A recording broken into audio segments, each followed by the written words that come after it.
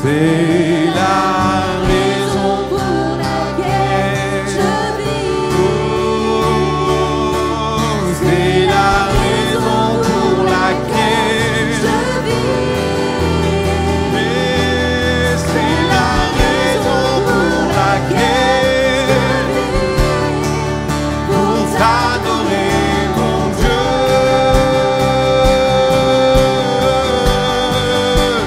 C'est la raison pour laquelle je vis. Jésus, c'est la raison pour laquelle je viens t'adorer. C'est la raison pour laquelle je vis, pour t'adorer, mon Dieu. Oh, je t'adore. Oh, je t'adore.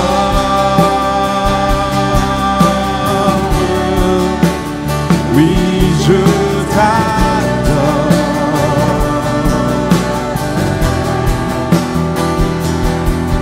Si je vis, Seigneur, c'est pour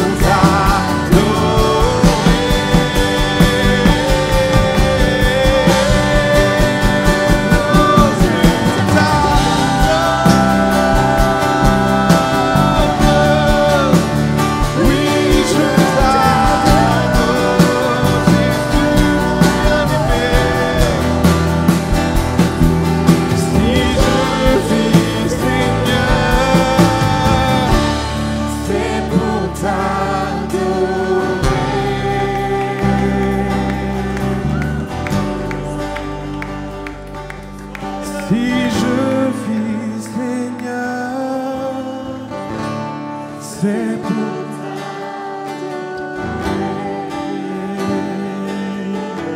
une dernière fois, si je vis.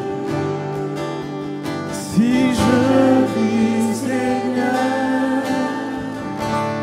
c'est pour t'adorer.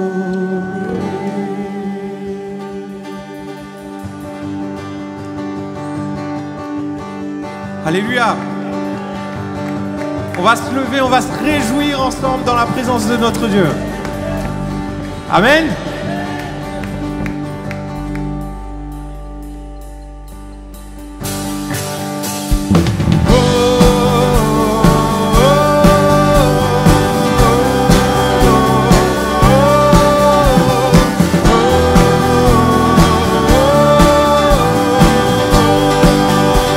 Encore une fois.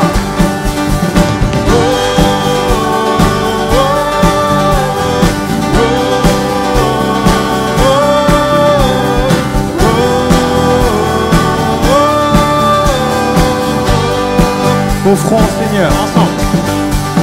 Offrons au Seigneur reconnaissance. Son amour durera jamais. Car il est bon, il est au-dessus de tout. Son amour durera jamais. Ensemble, chantons, louons-le d'une main puissante, et de bras tendus. Son amour durera jamais. Il nous donne une vie nouvelle. Son amour durera Chantons-le, chantons, louons, chantons, chantons, louons, à jamais.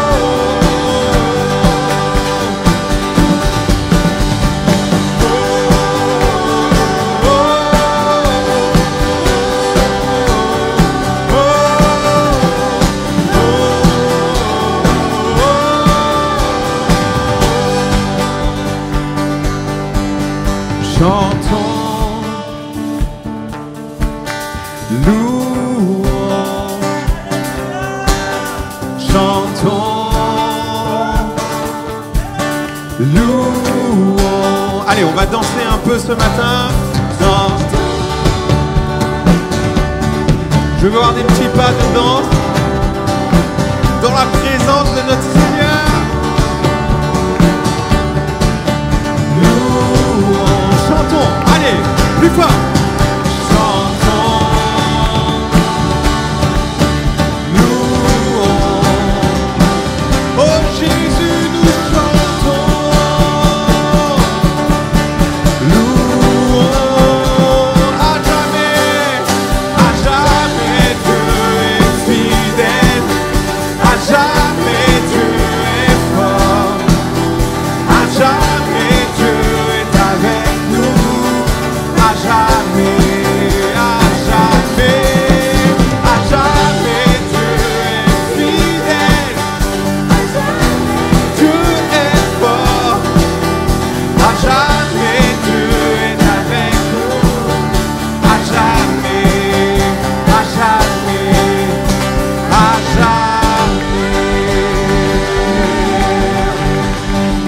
Jamais notre Dieu est bon, notre Dieu est fidèle. Alléluia. Ton Dieu est bon. Est-ce que tu peux dire à ton voisin, mon Dieu est bon, mon Dieu est fidèle. Mon Dieu est bon, mon Dieu est fidèle. Nous allons introduire ce temps ce matin avec ce texte de la parole de Dieu qui dit, dans le psaume 100, poussez vers l'Éternel des cris de joie. Vous tous habitants de la terre, servez l'Éternel avec joie. Venez avec allégresse en sa présence. Sachez que l'Éternel est Dieu. C'est lui qui nous a fait et nous lui appartenons. Nous appartenons à l'Éternel des armées. Amen. C'est lui qui nous a fait et nous lui appartenons. Nous sommes son troupeau et le troupeau dont il est le berger. Entrez dans ses portes avec reconnaissance. Ce matin, qu'on rentre dans la présence de Dieu avec reconnaissance. Il n'est pas question de dire que tout va bien, mais commençons à regarder aux choses qui ont fonctionné avec Dieu. Regardons, rappelons-nous des exaucements, des prières qu'on a faites à Dieu. Et ce matin, rentrons dans sa présence, entrons dans sa présence avec reconnaissance. Dans ses parvis, avec des chants de louange.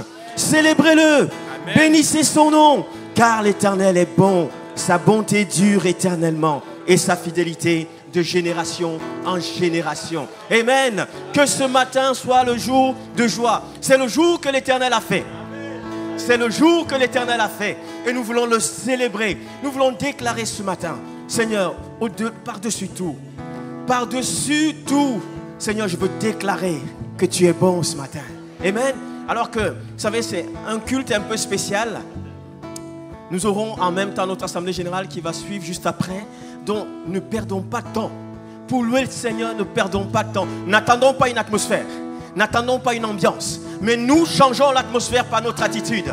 Changeons l'atmosphère par notre reconnaissance. Par notre louange ce matin. Amen. Que le Seigneur vous bénisse. Amen. Alors, j'ai ce chant qui me vient à cœur. Je suis sûr que vous le connaissez. On y va à fond comme disait Thierry. Ok ? Je veux me réjouir dans le Dieu de en Jésus mon roi. Je veux me réjouir dans le Dieu de en Jésus mon roi. Oh, je veux me réjouir dans le Dieu de mon salut. En Jésus mon roi. Je veux me réjouir dans le Dieu de mon salut. En Jésus mon roi. Il rend mes pieds semblables à ceux des bicheux. Il me fait marcher. Il me fait marcher sur les lieux élevés. L'Éternel est ma force. Allez, on déclare. Je veux me réjouir dans le Dieu de mon salut. En Jésus mon roi. Je veux me réjouir dans le Dieu de mon salut. En Jésus mon roi. Déclare. Il rend mes pieds. Il rend mes pieds semblables à ceux des bicheux. Il me fait marcher.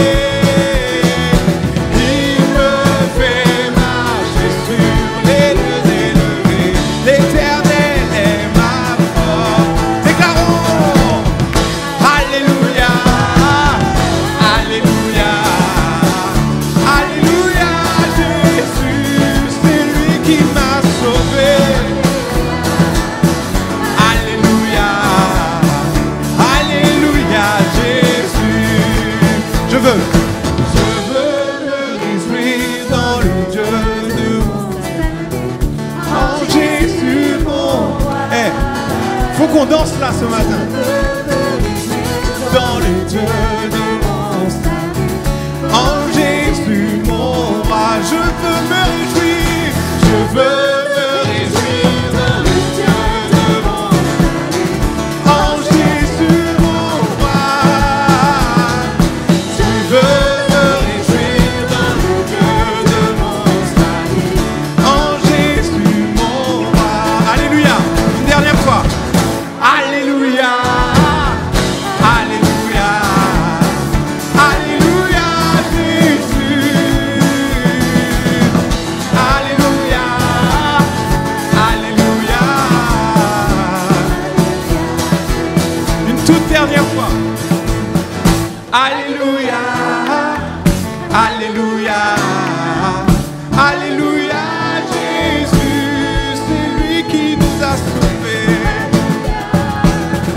Alléluia, Alléluia, Jésus.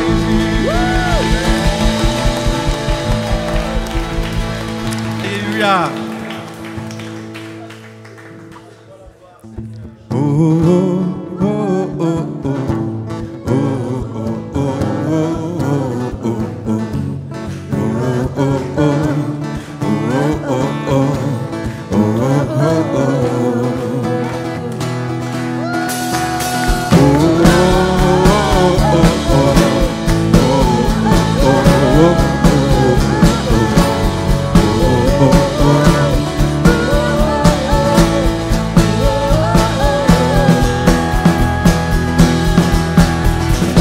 L'Éternel est mon berger,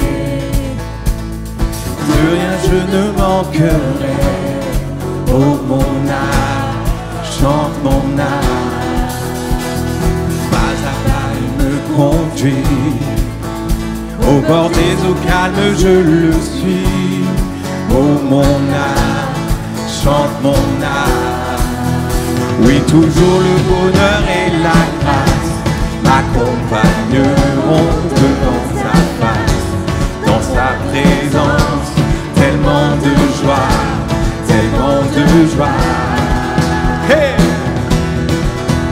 Et tant qu'il se trouve auprès de moi, aucun mal, mon âme, tu ne craindras. Et dans son temps, je reviendrai, je reviendrai. Et si je traverse, encore la vallée oh mon âme, chante mon âme. Bientôt jusqu'à son retour. Ah oui. De son amour, et toujours le bonheur et la grâce m'accompagneront devant sa face. Dans sa présence, tellement de joie, tellement de joie.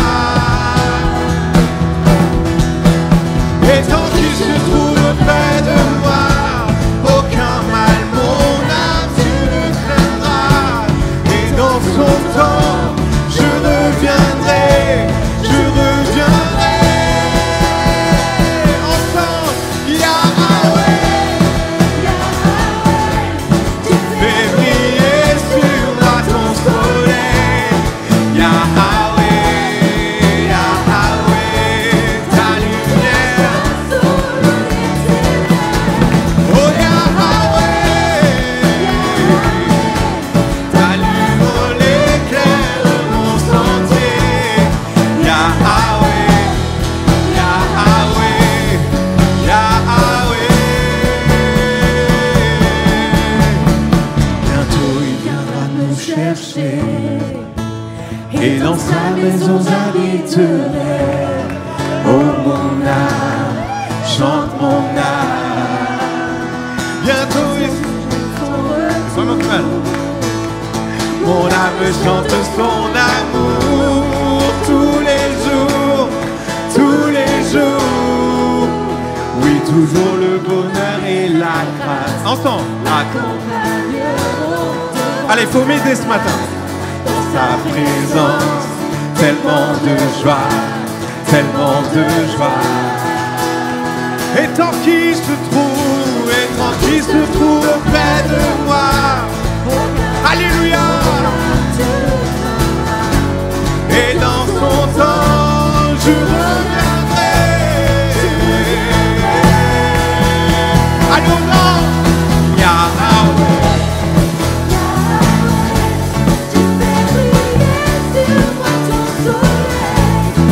Yahweh, Yahweh, t'as au loin les ténèbres.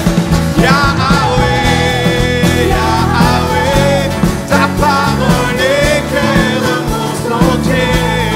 Yahweh, Yahweh, Yahweh.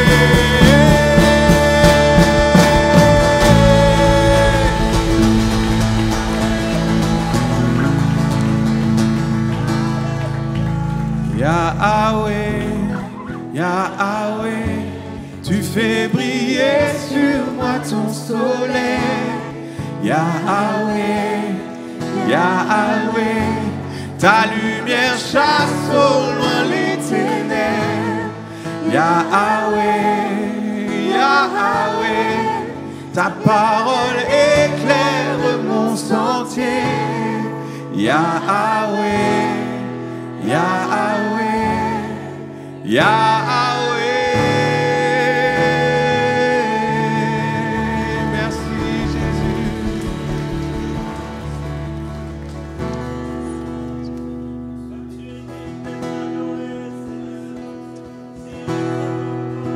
Alléluia.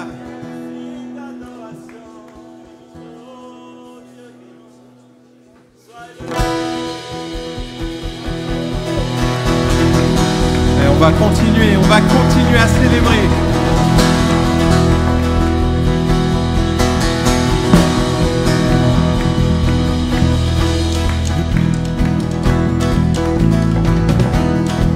Ouais, les amis, il va falloir m'aider. Je louerai plus fort du fond des vallées. Quand je suis concentre ma foi. Je louerai dans la crainte, dans l'insécurité. Ma louange est un feu qui car tant que je vivrai, tout en moi chantera l'Éternel. Oh, l'Éternel.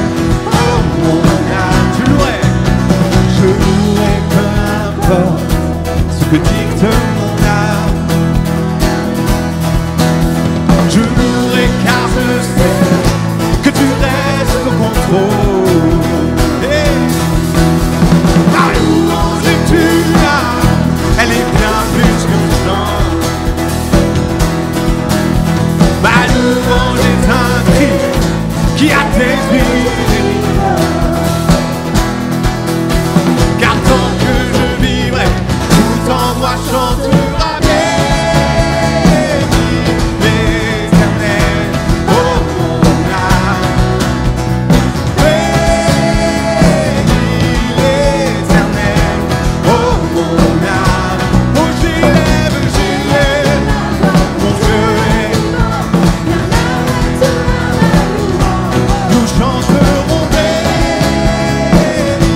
l'Éternel. Oh mon âme, oh mon âme,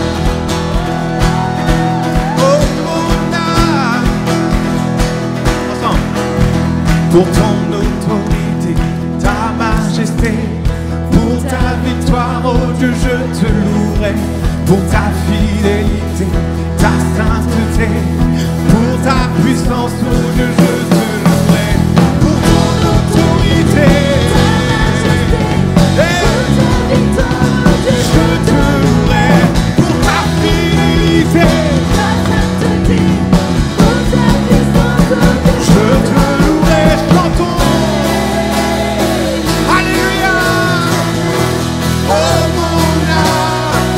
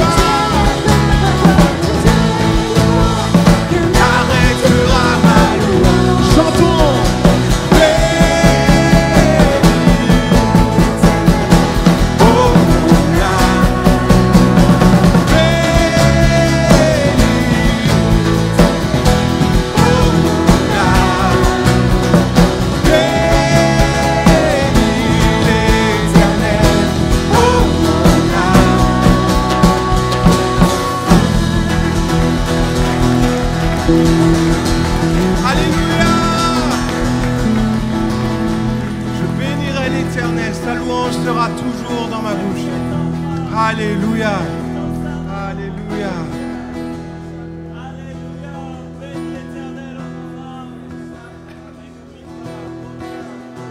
Dieu est grand et au-delà,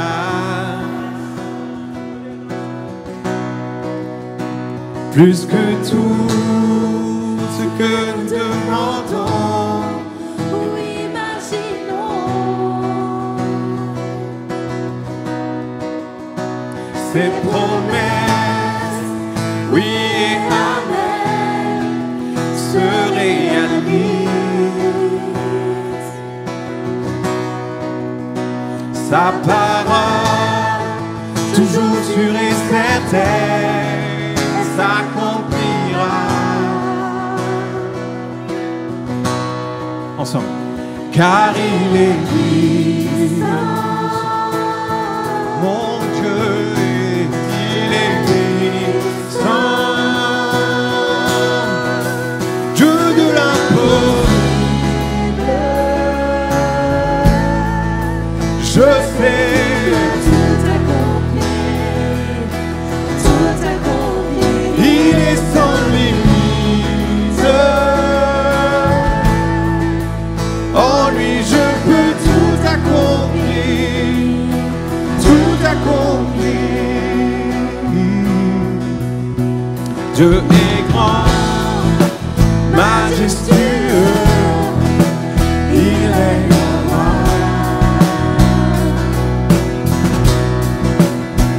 Il ordonne, il calme les tempêtes, il a tout pouvoir. Alléluia, c'est une vérité. Par sa force, oh, incomparable, il nous soutient. À savoir, à ceux qui étaient morts, revient à la vie. Dieu de l'impossible, je sais qu'il peut tout. Il est sans limite. En lui. Allez, je chante encore. Dieu de l'impossible, Dieu de l'impossible. Je sais.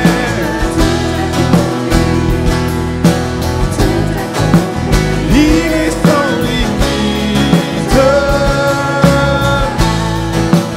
En lui je peux tout accomplir, tout accomplir.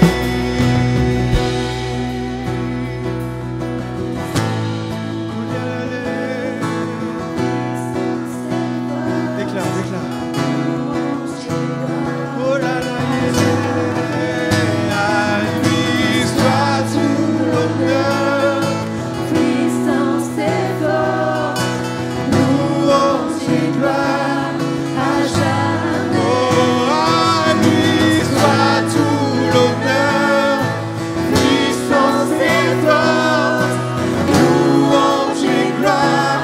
À jamais, à lui.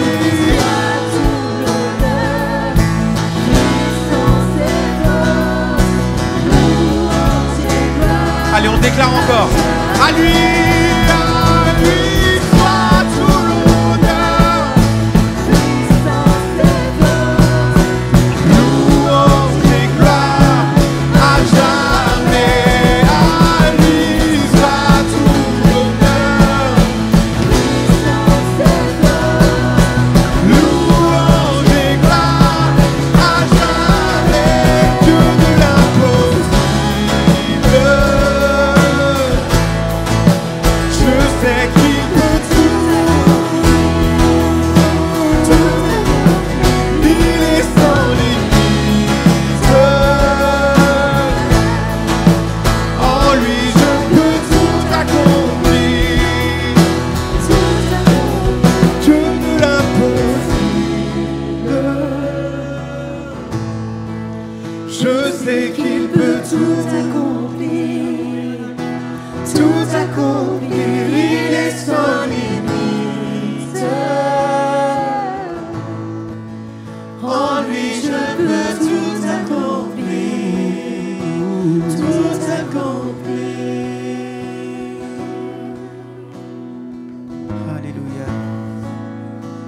toi la gloire, Seigneur.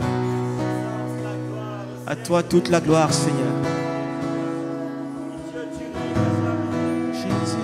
À toi la gloire, Seigneur.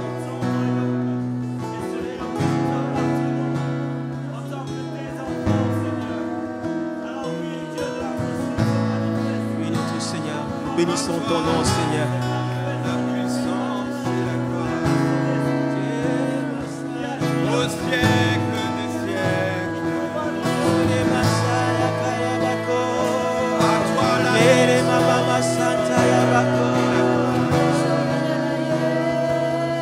au siècle des siècles.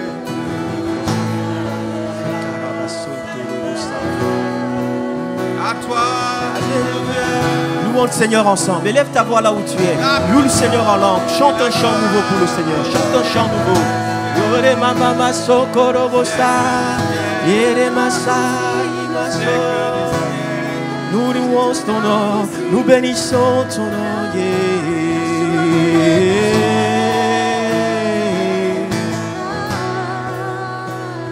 Hosanna. Hosanna.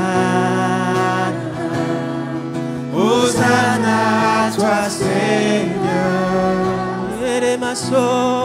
Hosanna, Hosanna, Hosanna à toi, Seigneur. L'Église chante Hosanna à Dieu maintenant. Hosanna, Hosanna, Hosanna à toi, Seigneur. Hosanna, Hosanna, Hosanna à toi, Seigneur. Hosanna à toi, Seigneur.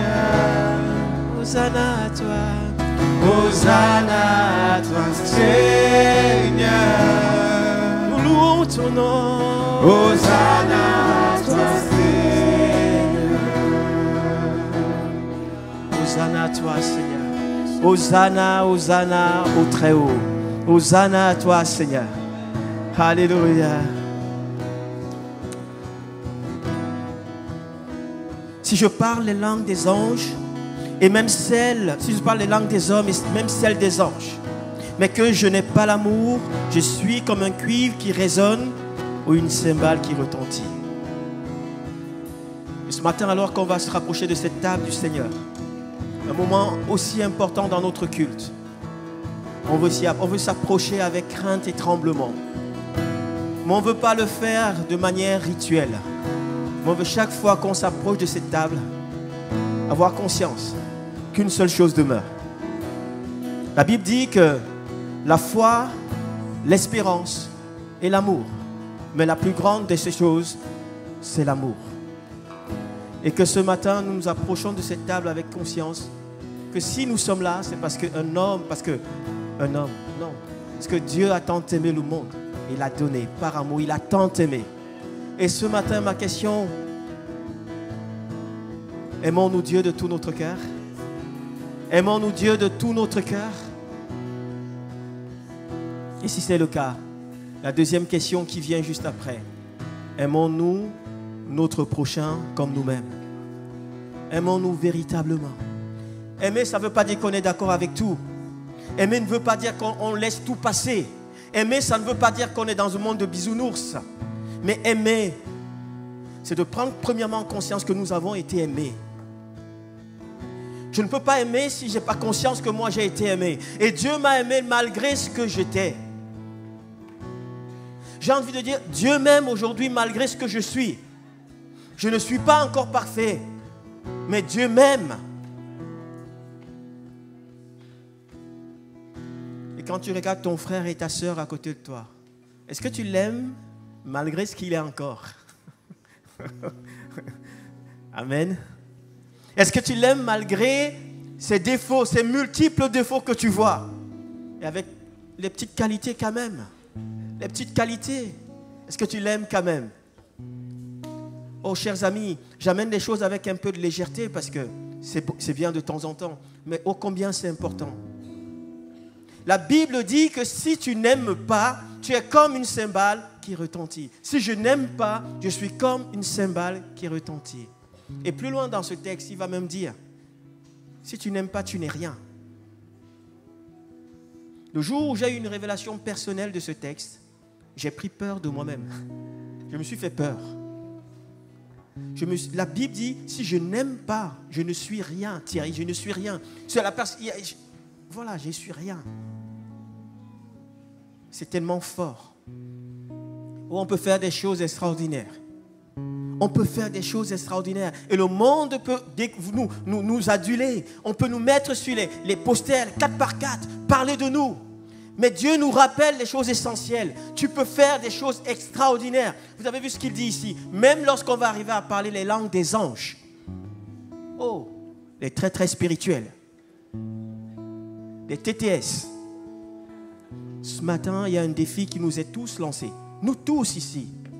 Ce n'est pas la question de parler les langues des anges. Ce n'est pas la question de faire des choses extraordinaires, de faire des miracles, même de guérir les malades. Ce n'est pas de ça qu'il s'agit ici. Tu peux faire toutes ces choses et la Bible te dit que tu n'es rien si tu ne les fais pas par amour. Alors qu'on va s'approcher de cette table, qu'est-ce qui m'empêche d'aimer mon frère et ma soeur? Ouais, peut-être que j'ai été blessé, j'ai été foulé aux pieds, j'ai été humilié, j'ai été rejeté, trahi. C'est la réalité de notre vie. Aussi longtemps que nous serons sur cette terre, nous serons blessés, nous serons trahis, nous serons abandonnés. Mais peut-être que nous-mêmes aussi, nous trahissons. Peut-être que nous décevons, peut-être que nous blessons, volontairement ou pas. Mais ce matin, Dieu nous ramène à l'essentiel. À l'essentiel. Tu aimeras ton Dieu de tout ton cœur, de toute ta force, de toute ta pensée. Et tu aimeras ton prochain comme toi-même. Waouh! Est-ce que si l'Église était, et ça te laisse simplement, c'est le plus grand des commandements, la Bible dit. C'est le plus grand. Toute la loi des prophètes est résumée dans cette phrase, dans cette expression. Toute la loi des prophètes est résumée là. Que ce matin, le Saint-Esprit nous aide. Oh, s'il y a des choses qui nous éloignent des uns et des autres. Oui, je sais que ce n'est pas toujours simple. Je ne fais pas appel à notre intelligence. Je ne fais pas appel à nos forces personnelles. Mais je fais appel à la grâce de Dieu. On ne peut pas de nous-mêmes. Ce qui est normal, c'est dent pour dent, œil pour œil. Mais Jésus est venu dans sa grâce. Il nous enseigne autre chose. Et nous savons que la grâce de Dieu nous aide. Que cette table soit une table de bénédiction ce matin et non une table de malédiction. Alors qu'on s'y approche, la parole de Dieu nous dit, examinons-nous. Examinons-nous. On ne peut pas s'approcher d'une manière légère. Comme j'aime à le dire, s'approcher de cette table, c'est faire la paix avec Dieu et non faire la paix avec le péché. Parfois, on est tellement fort, on fait la paix avec le péché que ça ne nous fait plus rien. Ça ne nous interpelle plus. On est en paix avec le péché. À ce moment, la Bible dit que cette table deviendra une table de malédiction. Mais Dieu veut que la table, cette scène, soit une table de bénédiction pour chacune de nos vies. Alléluia! Une table de guérison, une table de restauration, alors que tu vas communier avec le corps. Que cette table soit une table de guérison. Il dit qu'approchez-vous avec bonne conscience. Bonne conscience. Si le Saint-Esprit parle à ton cœur maintenant, n'endurcis pas ton cœur. Prosterne-toi, repens-toi, demande pardon à Jésus. Détourne-toi de tes mauvaises voies. Et alors, tu es digne de prendre ce corps de Christ, ce repas du Seigneur. Merci Jésus. Seigneur, nous te rendons grâce pour ton corps et ton sang. Te rendons grâce parce que tu n'as pas reculé, tu n'as pas démissionné. tu as accepté cette mission et tu es allé jusqu'au bout. Ton sang a coulé, ton corps a été meurtri, et pour que nous soyons sauvés. Et alors que nous prenons ce repas, nous nous unissons au corps de Christ, au Havre, en Normandie, en France, mais dans tout le monde entier. Oh, combien l'Église est belle, parce que c'est Jésus qui l'a bâtie. Oh Seigneur, merci pour le regard que tu nous donnes sur ton Église. Te rendons grâce pour ton sang, pour ce corps. Et nous prions qu'il soit pour nous une source de bénédiction. Au nom de Jésus-Christ. Amen. Amen. Alors que l'équipe va passer pour partager, si vous souhaitez le prendre, restez debout pour le signifier afin de faciliter la distribution. Alléluia.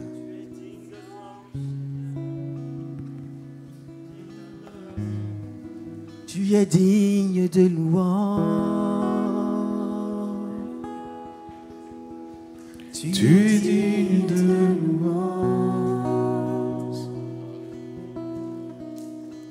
Car de toi sont toutes choses, et pour toi sont toutes choses. À toi toute la gloire. Tu es digne de louange. Tu es digne de louange. Car de toi sont toutes choses, et pour toi sont toutes choses. À toi toute la gloire.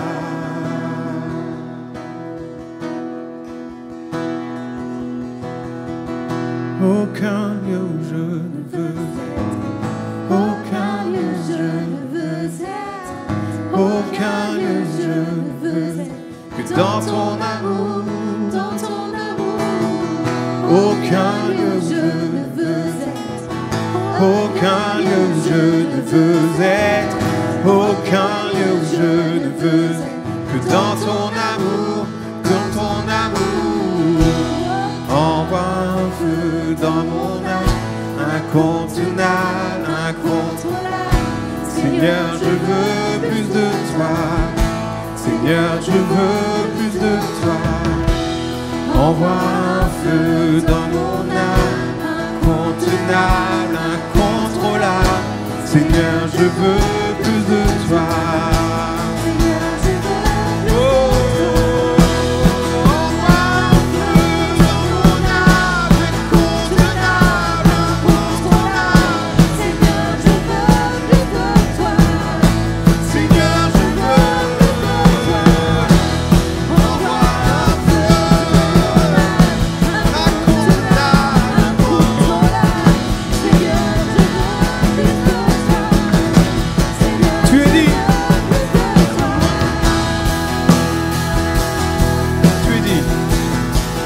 Tu es digne de louange,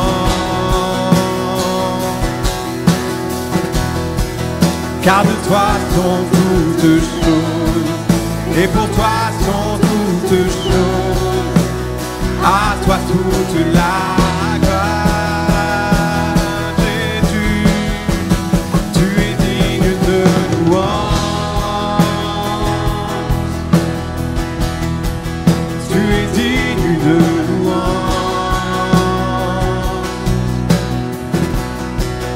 car de toi sont toutes choses, et pour toi sont toutes choses. À toi toute la gloire. Ouvre mon cœur, Seigneur. À toi j'ouvre mon cœur à jamais. Fais ce que toi seul sais faire. Jésus vient régner. À toi j'ouvre mon cœur, Seigneur. À toi j'ouvre mon cœur à jamais. Fais ce que toi seul. Jésus vient régner. Déclarons ensemble, à toi j'ouvre mon cœur. Jésus, à toi j'ouvre mon cœur. Donc fais ce que toi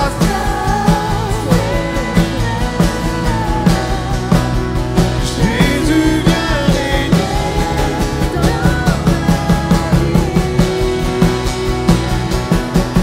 La la la la la la la la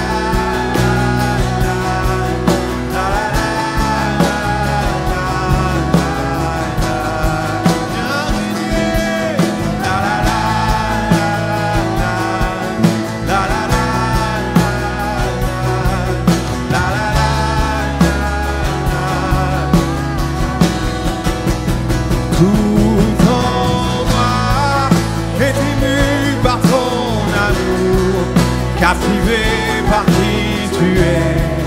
Conduis-moi à te connaître plus encore. Je veux m'approcher de toi, laisser mes peurs derrière toi.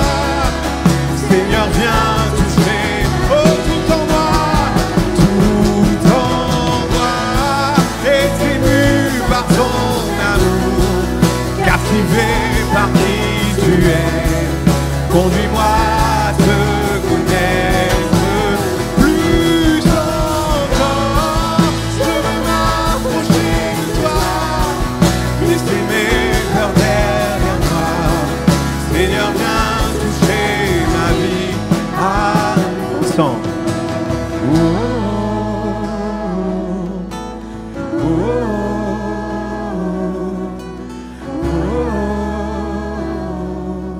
Viens toucher ma vie ce matin.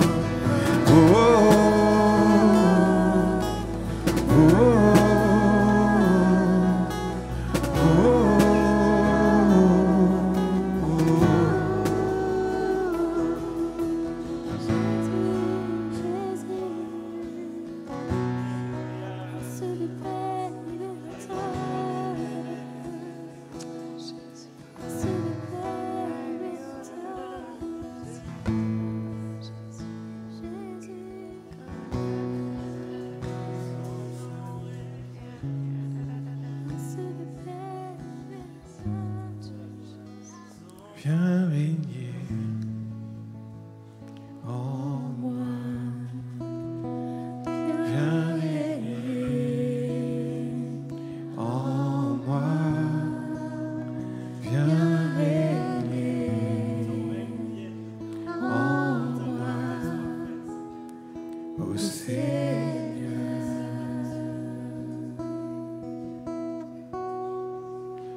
Viens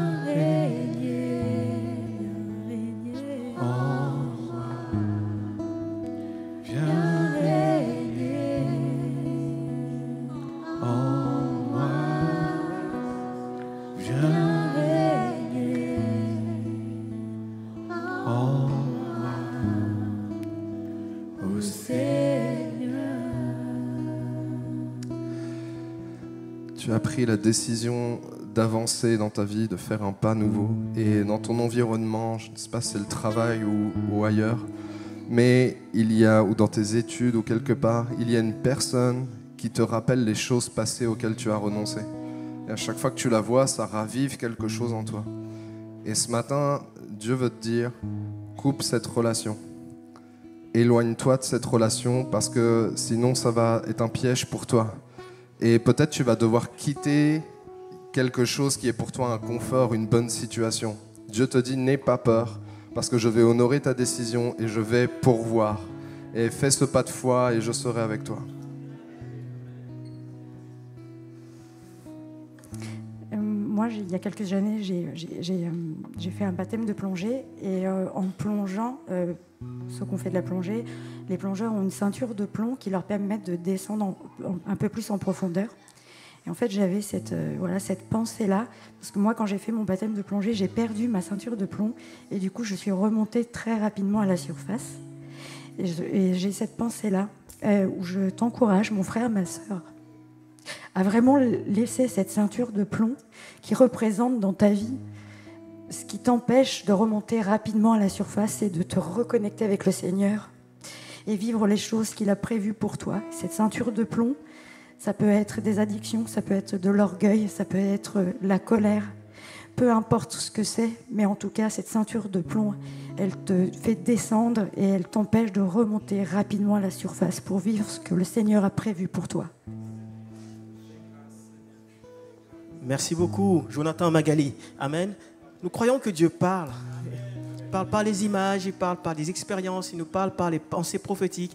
Et ce matin, on entend Dieu qui dit, tu porteras des fruits lorsque tu choisiras les bonnes compagnies. Le psaume 1 dit, de ne pas heureux celui qui ne marche pas selon le conseil des méchants et qui ne s'assied même pas sur le banc des moqueurs. Amen. Dieu dit à quelqu'un, reconnecte-toi à ce texte, va, relis-le et prends les décisions importantes. Alléluia. Et je bénis le Seigneur parce que Dieu est bon pour Magali. Hein? Dieu est bon pour elle. Il voulait pas que... Magali ne savait pas ce qu'il attendait au fond. Hein? Dieu a permis que la ceinture quitte pour que tu restes en... Moi, je crois que Dieu a entendu ma prière. Alors que c'est toi qui vivais les choses, moi, je les subissais, tu sais. La plongée, ça ne me dit pas. Mais il y a quelque chose de prophétique dans ce que Magali dit. Et j'aimerais t'encourager ce matin. Peu importe. Alors, parfois, on est conscient de ce qui se passe. Parfois, on n'en est pas conscient. Mais on sait lorsque la connexion n'est pas bonne avec Dieu. Parfois, on ignore les mobiles, les motivations. Mais on sait lorsqu'on n'est pas connecté. On le sent. On sent qu'il y a quelque chose qui ne fonctionne pas. Et ce matin, on veut prier avec toi. On veut prier avec toi, tu es là, on veut prier pour toi. On ne veut pas te condamner. La parole de Dieu ne condamne pas. Dieu ne vient jamais condamner. Lorsqu'il révèle les choses, c'est pour amener la lumière. Et lorsque les choses sont à la lumière, c'est le prince de lumière qui prend le contrôle. Aussi longtemps qu'elles seront cachées, c'est le prince des ténèbres. Et Dieu te dit ce matin, je veux, laisse-moi enlever cette ceinture de plomb qui te tire toujours vers le bas. Et sens dans mon cœur que pour certains, aujourd'hui, cette ceinture de plomb, c'est le non-pardon. Mais on comprend, c'est la colère qui fait que le non-pardon est là. Et Dieu te dit, laisse-moi ôter, laisse-moi t'amener sur ce chemin. Tu ne pourras jamais y aller tout seul. Tu ne pourras jamais. Parce que le pardon n'est pas humain. Le pardon n'est pas normal. Le pardon est divin. Quand on pardonne, ce n'est pas normal. On n'est pas fait normalement pour pardonner. On est fait pour réclamer notre justice. Mais Dieu te dit ce matin, je t'amène sur le chemin de l'extraordinaire. Laisse-moi t'amener. Seigneur, tu es Dieu. Tu connais les situations qui ont été évoquées. Tu nous connais. Et nous venons devant toi maintenant, humblement, comme des fils et des filles du roi des rois. Seigneur, nous ne voulons pas donner et laisser la porte à l'ennemi de nos âmes. Nous ne voulons pas lui donner de droits légitimes, légaux sur nos vies.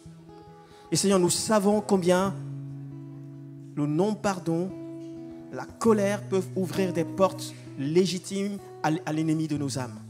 Seigneur, nous te prions, Père, s'il te plaît, Père, fais grâce à celui ou à celle qui a du mal à pardonner aujourd'hui et qui a été profondément meurtri. Nous te prions pour ta grâce. Seigneur, nous implorons ta grâce. Viens, Seigneur. Viens, Seigneur. Oh Dieu. Guéris les cœurs. Guéris les cœurs brisés. Oh Dieu, guéris.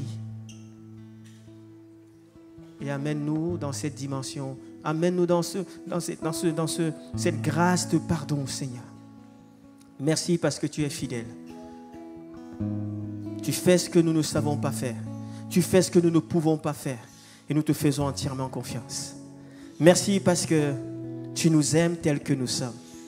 Et ton amour ne change jamais. Il n'y a pas d'ombre de variation, Seigneur, dans ta personne. Que la gloire et l'honneur te reviennent au nom de Jésus. Amen. Amen. On va laisser la place aux annonces maintenant.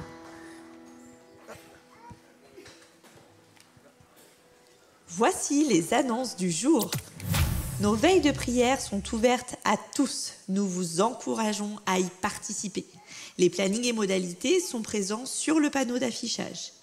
Mardi prochain, nous serons le dernier mardi du mois. Et ça veut dire groupe de maisons. 7 maisons nous sont ouvertes au Havre et aux alentours. Le moment idéal pour se retrouver en petit comité, partager, prier et grignoter. Les adresses sont envoyées via la newsletter. Si tu n'es pas inscrit d'ailleurs, c'est le moment. Une question, s'inscrire à la newsletter ou quoi que ce soit d'autre? Notre superbe équipe au stand connexion est là pour toi. La librairie est ouverte chaque semaine, soit pour la prise de commande, soit la semaine suivante pour les paiements et les livraisons. Merci à chacun pour vos dîmes et offrandes. Vous pouvez les adresser par chèque, espèces, carte bancaire ou virement. Elles servent aux frais de fonctionnement de notre structure et sont un moyen indispensable pour permettre l'annonce de l'Évangile. Bonjour à tous, bonjour les amis. Alors on attaque les annonces, on commence avec le samedi 28 juin de 9h30 à 15h30 à Cévennes Femmes. Mesdames, dernière rencontre de l'année et toutes les informations vous seront communiquées via le groupe WhatsApp. Si vous souhaitez venir alors que vous n'avez jamais participé au groupe, vous êtes les bienvenus. Donc ça, c'est rendez-vous au centre connexion pour qu'on vous ajoute à ce groupe. Ensuite, week-end royal de semaine prochaine pour toute l'unité. Samedi 5 juillet, 10h, 15h30, allez, à Cévennes, la Summer Party. C'est notre dernière rencontre au programme. C'est Spur. Bon, ce sera plus barbecue le midi. Et là aussi, toutes les informations seront transmises sur le groupe WhatsApp. Pareil que pour les femmes, si vous êtes le bienvenu, si c'est la première fois que vous voulez participer au groupe d'hommes. Non ? Apparemment, non. Mais non, je disais, c'est comme pour les femmes. T'es jamais venu. Mais non, oh. Voyons, on reste entre nous, quoi. Dimanche 6 juillet, nous avons Rescapé. La troupe sera avec nous le 6 juillet, et il se présente en images vidéo. L'équipe Rescapé arrive bientôt chez vous. Ils ont décidé de sortir du silence pour vous raconter leurs bouleversants témoignages mêlés de chants, de vidéos, de chorégraphies ou de sketchs. Parce qu'ils ont été délivrés de l'angoisse, de la haine et de la culpabilité, guéris miraculeusement ou libérés de leurs addictions, parce qu'ils ont trouvé un sens à leur vie, les jeunes du collectif Rescapé vous invitent à venir écouter leur histoire et à saisir la bouée pour être sauvés. Ne manquez pas cet événement unique et gratuit. Plus d'infos sur rescapé.fr ou sur les réseaux sociaux.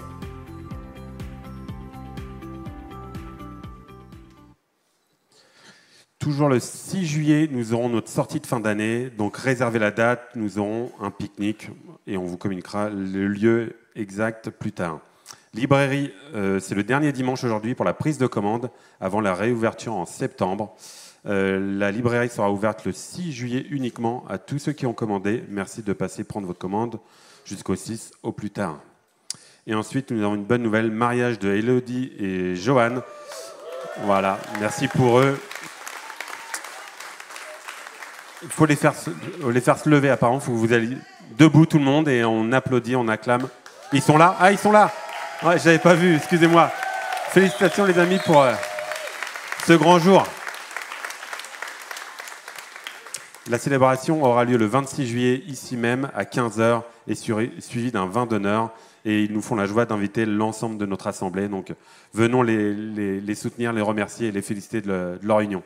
Voilà, soyez bénis et bon culte.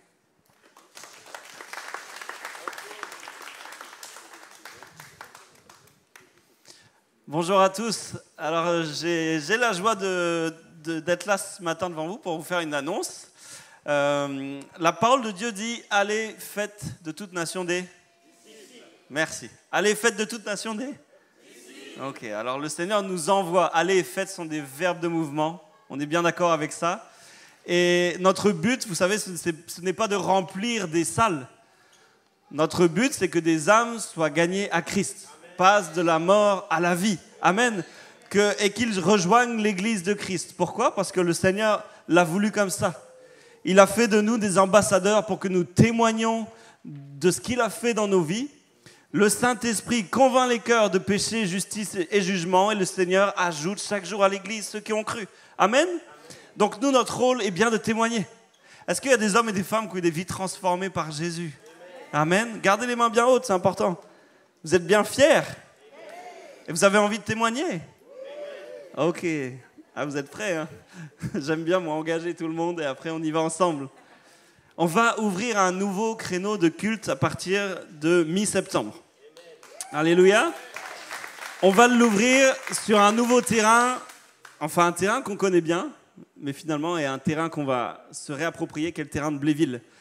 Voilà, quand nous sommes venus à Montivilliers, nous avions besoin d'espaces plus grands, parce que là-bas, vous le saviez, vous saviez bien, ça devenait étroit. Et on avait besoin d'un endroit plus grand. Le Seigneur a fait grâce vraiment pour ce bâtiment, de manière miraculeuse, on peut le dire. Comment les choses sont faites étape par étape. Mais le Seigneur nous a aussi fait la grâce de pouvoir garder le local à Bléville. Alors, il bénit 2 assemblées qui se retrouvent là-bas. Mais après quand même des dizaines... Combien de temps on est resté sur Bléville depuis 40 années? Une bonne trentaine d'années sur Bléville. Et puis, comme Thierry, le pasteur, le disait dimanche dernier, on n'a pas eu un impact si grand pour les habitants de Bléville. Et venir ici était une grâce, mais il y avait peut-être, j'ose le dire un peu comme ça, comme un goût d'inachevé. Il y avait quelque chose à faire encore sur le terrain de Bléville. Et pendant toute cette année où on est arrivé ici, le Seigneur ne nous a jamais lâchés avec cette idée qu'il y a quelque chose à faire là-bas encore. Donc avec le conseil d'anciens, l'équipe pastorale, on s'est réunis. Et puis, plusieurs feux verts ont été comme des signaux pour Thierry, pour le conseil d'anciens, pour se dire « Ok, c'est le moment d'y aller ». Donc, on va tout simplement, on enverra une équipe là-bas. Le dimanche après-midi, les cultes se feront à partir de mi-septembre, de 17h à 18h30. On sait que c'est un créneau aussi peut-être pour les gens qui travaillent le dimanche matin, qui font l'écart, qui peut être plus facile. C'est aussi parfois un créneau pour les nouveaux, qui peut aller aussi plus facilement. Pour les jeunes, non. Les jeunes, vous réveillez, vous continuez, ça ne change rien. Je vois des regards qui acquiescent. Ah oui, c'est vrai. Mais l'idée, c'est quoi? Ce n'est pas d'ouvrir un créneau pour ouvrir un créneau. L'idée, c'est d'annoncer l'évangile sur le quartier de Bléville et tous les environs là-bas. Amen. Donc l'idée, c'est d'envoyer une équipe comme des évangélistes qui vont aller parler de Jésus, qui vont faire leur part. Le Saint-Esprit fera sa part et le Seigneur ajoutera. Amen. Est-ce qu'on peut prier ensemble? Alléluia. Seigneur, nous voulons bénir ton nom, Seigneur, pour l'œuvre d'expansion, Seigneur, parce que c'est toi qui diriges toutes choses. Merci parce que il n'a pas fallu que les apôtres restent à Jérusalem, il a fallu qu'ils quittent. Et tu as employé le moyen de la persécution aussi. Seigneur, là, dans notre royaume de confort dans lequel on peut s'installer si facilement, eh bien, nous ne voulons pas nous installer là-dedans. Nous voulons obéir à ta voix. Nous voulons aller et faire des disciples dans la ville du Havre et de ses alentours, Seigneur. Avec les églises environnantes, avec l'armée de Jésus-Christ qui est là. Nous voulons prêcher ton nom, Seigneur. Nous voulons continuer encore et encore à parler de toi. Parce que de nombreuses personnes, la moisson est grande, mais il y a besoin d'ouvriers. Alors, Seigneur, oui, nous voulons nous lever comme des ouvriers dans la moisson, Seigneur. Je te prie pour cette assemblée, Seigneur. Qu'elle puisse vivre pleinement cette réalité d'envoi, Seigneur, d'essaimage vers ce quartier de Bléville aujourd'hui et qui sait même demain dans d'autres quartiers, Seigneur. On veut être sensible à ta voix. Fais ta volonté. Lève des ouvriers pour cette moisson. Que ton nom soit béni, Père. Amen. Amen. Merci Jonathan. Alors qu'il parlait, je me disais, c'est quand même une petite folie. Hein. Le Seigneur nous bénit avec des leaders ici et on fait le choix de se séparer des leaders. Mais c'est ça qui est bon. Amen. Parce que là, ce n'est pas normal. C'est déjà trop plein. Regardez autour de vous, quand une église se remplit à plus de 75%, ce n'est plus normal. Ça veut dire qu'il y a quelque chose qu'il faut faire. Et on est convaincu que là-bas, ça sera juste un temps. Parce qu'il va falloir aller ailleurs. Il va falloir aller ailleurs. Le temps a sonné maintenant pour que l'église apostolique se lève. Je ne parle pas du mouvement des églises apostoliques, mais je parle de la vraie église apostolique. L'église des missionnaires. L'église des envoyés. Tu es un envoyé, je suis un envoyé. Amen. Amen. Donc il y a toute une équipe, une quinzaine ou une vingtaine de personnes qui vont être... On va se priver parfois de leur capacité ici. Mais c'est bon. Alléluia. Alléluia. Si tu veux garder, tu perds. On a fait le choix de ne pas être une église seulement pastorale. On a dit qu'on veut être une église apostolique. Et la différence entre une église apostolique et une église pastorale, c'est qu'il y a une église qui est prête à perdre, il y a une église qui est prête à conserver. Et nous, on a dit, on est prêt à perdre. On sait qu'ils ne sont pas perdus pour le royaume. Merci Seigneur. Mais on veut se délester de ces hommes et ces femmes sur lesquels on voit quelque chose de Dieu. Et on leur dit, allez-y, on est avec vous. On vous soutient. On fait partie de la même église, mais c'est un bras qui va dans ce sens pour continuer à bénir. Amen. Je vais inviter le pasteur Marcos qui est avec nous. Mais avant Marc, excuse-moi. Je vais d'abord accueillir des amis qui nous viennent de très loin, de la Côte d'Ivoire. C'est le responsable de la télévision LMTV. Peut-être que vous avez déjà entendu parler. Vous connaissez un petit peu LMTV. Donc, c'est le pasteur Dieudonné et son épouse Gladys. Vous pouvez venir. Ils nous rendent visite ce matin. Ils vont nous donner 2 mots, certainement, et peut-être nous parler un petit peu des projets qu'ils ont pour la France. Et vous savez, il y a des connexions comme ça. On ne va pas les chercher. Elles viennent à nous. On ne sait pas pourquoi le Seigneur est en train d'ouvrir des portes, mais Dieu sait. Amen. Soyons simplement attentifs au Saint-Esprit. En effet, Dieu sait. Que la paix et la grâce de Dieu soient avec vous. Comme l'a dit Thierry, je suis le frère Dieudonné Gaulet, par la grâce de Dieu, responsable, directeur de Lumière du Monde Télévision. Et je suis accompagné aujourd'hui de la plus belle des plus belles, Gladys Gaulet. Voilà, ça fait quand même quelques années, environ 18 ans, que le Seigneur nous a mis à cœur de commencer cette œuvre missionnaire. Et ce matin, en étant ici, pendant ce moment de louange et d'adoration, pendant les interventions de Thierry et du frère, j'ai entendu des cœurs qui s'exprimaient, des personnes bien disposées qui recherchent réellement la voix du Seigneur. Et il y a une paix qui m'a animé. Voyez-vous, les temps sont mauvais. Les temps sont mauvais. Très, très, très, très, très mauvais. Et le Seigneur arrive bientôt. Aussi, les défis de l'Église sont énormes. Savez-vous qu'il y a des personnes qui naissent, qui vivent, qui meurent sans entendre le nom du Seigneur Jésus? C'est une grosse injustice.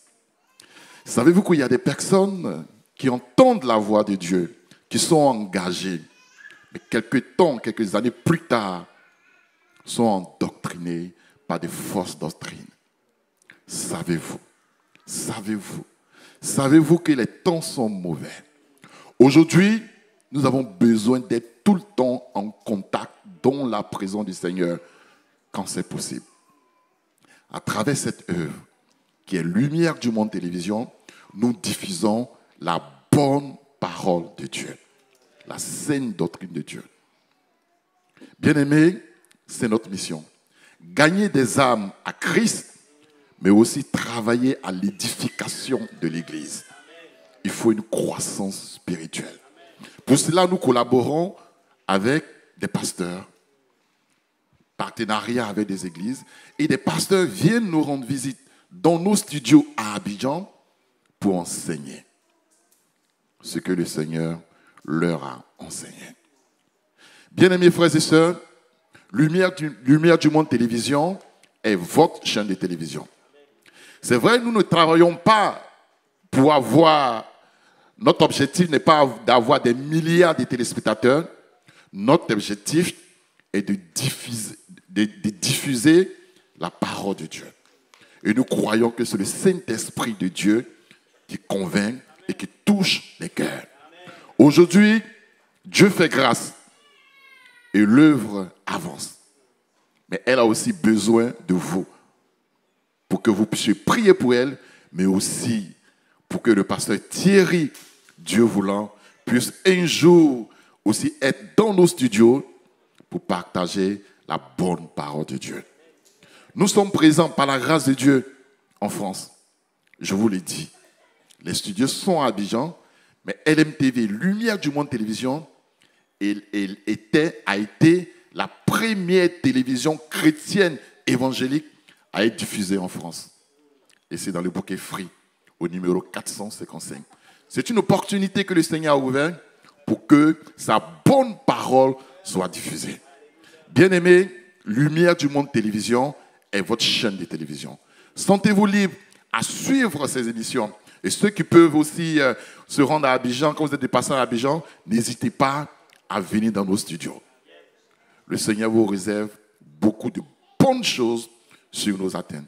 Que la paix et la grâce de Dieu soient avec vous. Amen.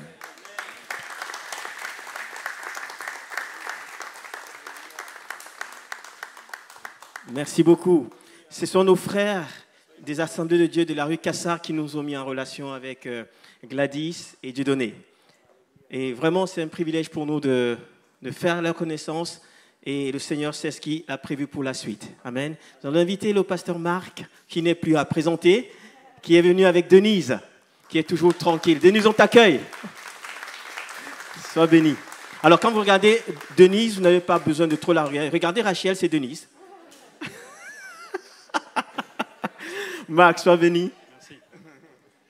Merci, c'est une joie d'être avec vous ce matin. Donc, j'ai un oncle qui a passé 38 ans en Côte d'Ivoire, à Abidjan, à Boaké. La première fois qu'ils sont partis 19 ans sans revenir aux États-Unis, d'où ils étaient partis. 19 ans, ils sont restés. 19 ans. Et ils ont sémé, dans les 38 ans, ils ont donc construit 200 églises. Il était ingénieur.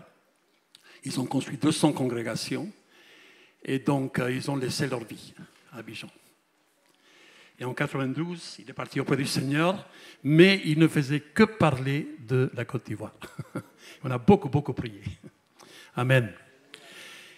Aimez-vous votre prochain jusqu'à leur salut. Aimez-vous votre prochain jusqu'à les voir. Priez leurs genoux. Et dire, je reconnais que je suis pécheur. Je reconnais que j'ai besoin d'un sauveur. Je reconnais qu'il y a un seul qui peut me sauver, c'est Jésus. Et ce moment, quand on connaît une joie ineffable, il y a une joie dans le ciel quand un pécheur se répand. Mais quelle joie pour la personne qui a conduit la personne au pied de Jésus. Car celui qui reçoit Christ dans sa vie, qui croit en lui, devient enfant de Dieu. Alors, quelle est notre mission? Quelle est notre mission en tant qu'Église? Vous êtes une Église missionnaire, visionnaire, triomphante en Christ. Vous avez dans le cœur, vous avez dans l'ADN ce désir d'être la main étendue de Dieu envers le monde. Et chacun de vous est appelé, chacun de vous est envoyé par Dieu. Chacun de vous est donc appelé afin que les nations chantent la miséricorde de Dieu. Le Psaume chapitre 2, verset 8 nous dit « Demande-moi et je te donnerai les nations comme héritage. » À un moment donné, j'ai dit « Seigneur, ok, donne-moi le Mexique comme héritage. » Et en 1974, c'était « Donne-moi la France comme héritage. » Et depuis lors, il y a plusieurs autres pays que j'ai dû visiter. Sinon, donne-moi. Je me rappelle, donc, avant que le mur tombe, en 89, il y avait donc un pays, dans les pays donc, russes, dans les pays soviétiques. Seigneur, donne-moi ce pays. Et quelques années après, j'ai rencontré quelqu'un qui venait de ce pays, qui était un pasteur, et qui me parlait de comment, voilà, comment le Seigneur donc, avait fait une œuvre dans cette ville et dans ce pays. Romains chapitre 15, verset 1, nous qui sommes forts, nous devons supporter les faiblesses de ceux qui ne le sont pas et ne pas nous complaire en nous-mêmes. Que chacun de nous complaise au prochain pour ce qui est bien en vue de l'édification, car Christ ne s'est point complu lui-même, mais selon qu'il est écrit, les outrages de ceux qui t'insultent sont tombés sur moi. Or, tout ce qui a été écrit d'avance l'a été pour notre instruction, afin que par la patience et par la consolation qui donne les Écritures, nous possédions l'espérance. Que le Dieu de la persévérance et la consolation vous donne d'avoir les mêmes sentiments les uns envers les autres, selon Jésus-Christ, afin que tous ensemble, d'une seule bouche, vous glorifiez le Dieu et Père, le Seigneur Jésus-Christ. Accueillez-vous donc les uns les autres comme Christ vous a accueillis pour la gloire de Dieu. C'est chouette. On est un club. On est une famille. On s'accueille les uns les autres. On chante tous d'une seule voix. On glorifie Dieu d'une seule bouche. C'est eux qui devaient mourir sur la croix. C'est eux qui devaient souffrir. Ils les auraient pendus sur l'infâme bois. Mais Christ a pris leur place. Mais ils ne le savent pas. Moi, je peux chanter, c'est moi qui aurais dû mourir, c'est toi qui aurais dû souffrir. Ils m'auraient pendu sous l'infâme bois, mais Christ a pris ma place. Mais moi, je le sais. Eux, ils ne le savent pas encore. Ils ne le savent pas encore. Il y a encore 18 000 dialectes des peuples qui n'ont pas l'évangile dans leur langue. Parmi les 200 et quelques pays que nous sommes, il y a encore des peuples qui n'ont jamais entendu parler de Jésus. Alors, continuons à lire, après avoir dit « Accueillez-vous donc les uns les autres », comme Christ vous a accueillis. Je dis en effet que Christ a été serviteur des circoncis pour prouver la véracité de Dieu en confirmant les promesses faites au Père.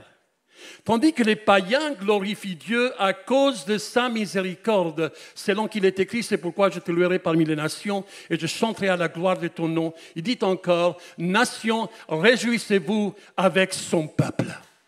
Nous savons que le peuple de Dieu, le peuple que Dieu s'était choisi, c'était le peuple d'Israël. Il avait tout fait pour former un peuple.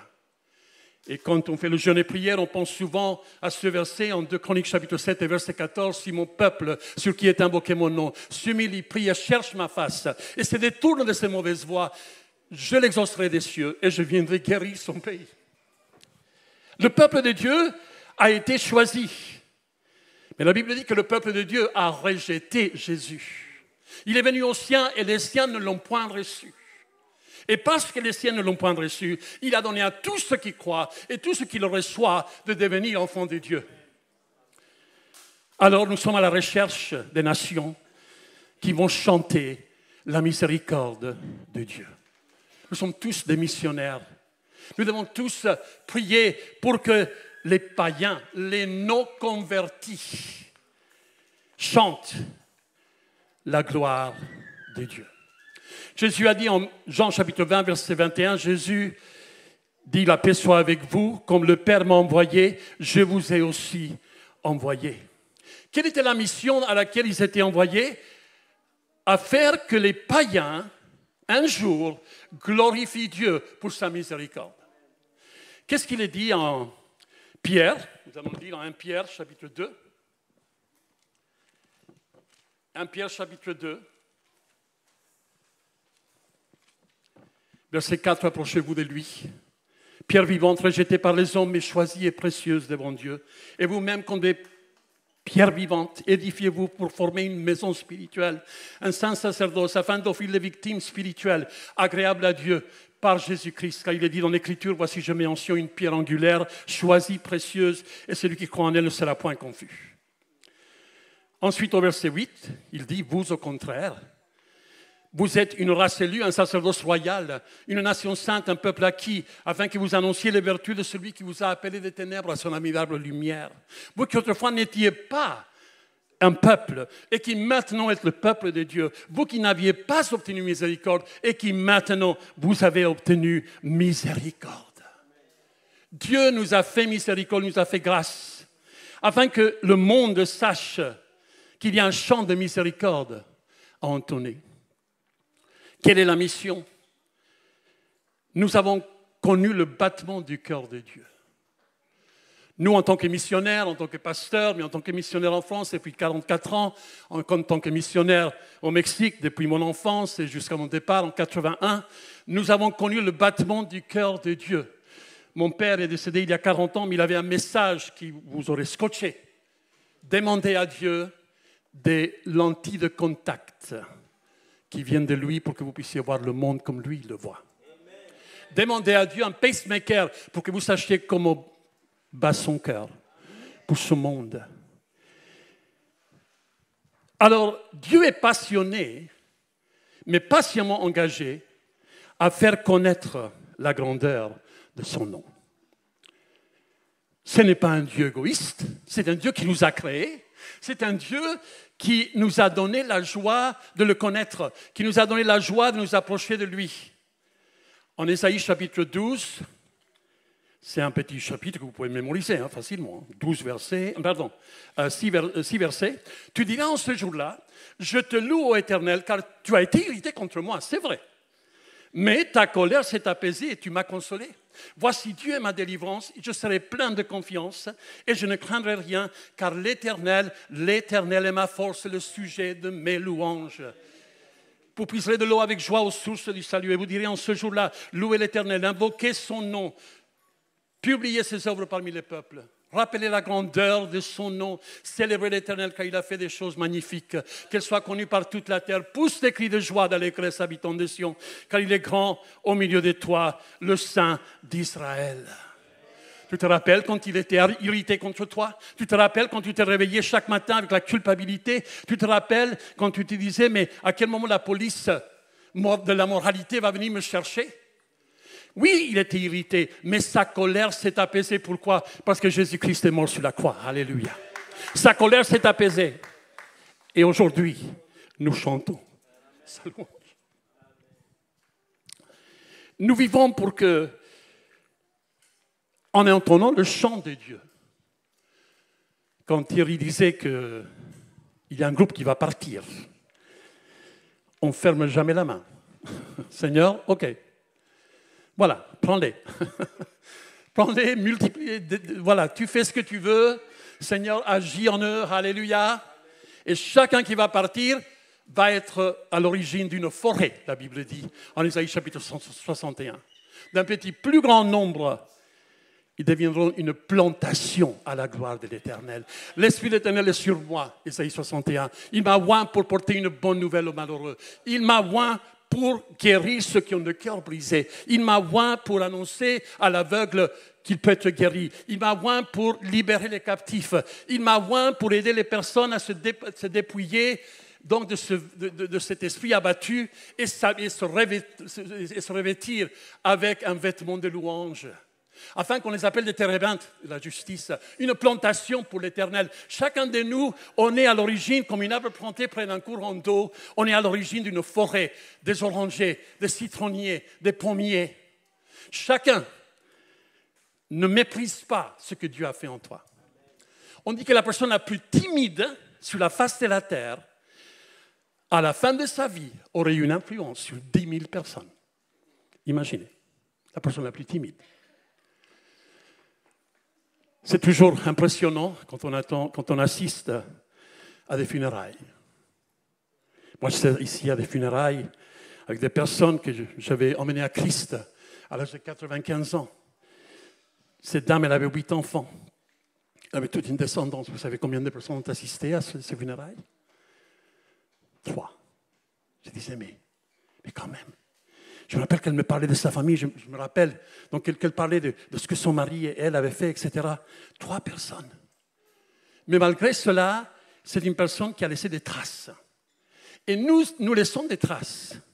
Et j'espère que les traces que nous laissons vont faire que les personnes se disent « je veux m'engager dans ces traces ».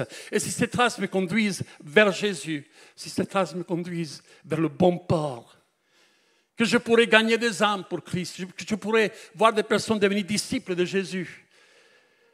Ça, c'est parce que Dieu est passionnément engagé à faire connaître la renommée de son nom. Acte 15, versets 13 et 14, « Hommes, frères, écoutez-moi, Simon a raconté comment Dieu a d'abord jeté les regards sur les nations pour choisir du milieu d'elles un peuple qui portait son nom. » La deuxième chose que nous faisons en tant qu'une église missionnaire, c'est l'action qui prouve son amour et de le faire connaître. Dès que j'ai su je l'ai fait partager. Moi, je me rappelle la toute première fois quand j'ai emmené quelqu'un à Christ, c'était 5 garçons. Et donc, j'avais traduit pour un prédicateur qui prêchait en anglais. Moi, j'avais 9 ans. Lui, il avait 50 ans. Il avait certainement passé quelques heures à préparer son message et moi, j'étais le messager parce que je lui traduisais de l'anglais à l'espagnol. Et à la fin, il a fait un appel à la conversion. Une vingtaine d'adultes sont venus et il avait 5 garçons. Il m'a dit, Marc, moi, je vais prendre quelques équipiers avec les adultes. C'est toi qui vas prier avec les garçons. Et donc, je me suis mis à genoux, par terre.